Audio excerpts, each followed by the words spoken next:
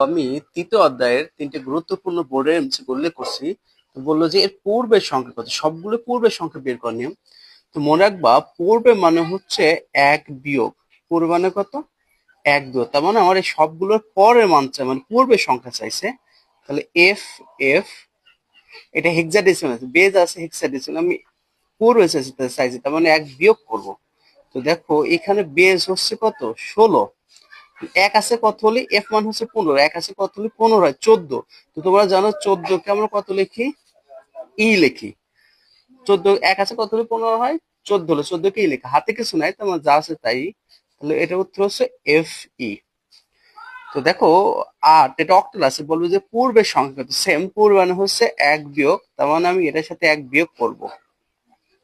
তো এক আছে কত হলে, দেখো এটা অক্টালে, ঠিক আছে। এক আছে কত হলে 7 হয়, 6 হলে, তো হাতে কিছু নাই, তো যা আছে তাই, যাও 1। এইটা একটু গুরুত্বপূর্ণ প্রশ্ন, দেখি একটু কঠিন আছে, বলো যে এর পূর্বের মান কত। তো পূর্বে মানে আমি কি বললাম তোমাদের, পূর্বে মানে হচ্ছে এক বিয়োগ, তো আমি এক বিয়োগ করব। তো দেখো উপরে জিরো, এটা বেজ হচ্ছে হেক্সাডেসিমাল অর্থাৎ 16তে।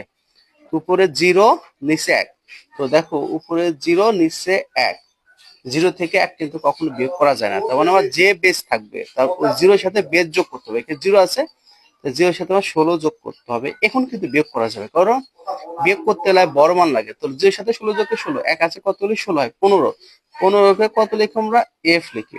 হাতে কত এক, তো হাতের এক আর এক কত, জিরো, জিরো বসালে হবে না হলো, তাহলে এটা উত্তর হবে এফ। তার মানে এটা উত্তর হচ্ছে এফ ই, এটা হচ্ছে 16, আর এটার উত্তর হচ্ছে এফ, অর্থাৎ এটা উত্তর আসবে এফ ই। এটা হচ্ছে 16, আর এটা উত্তর হচ্ছে এফ।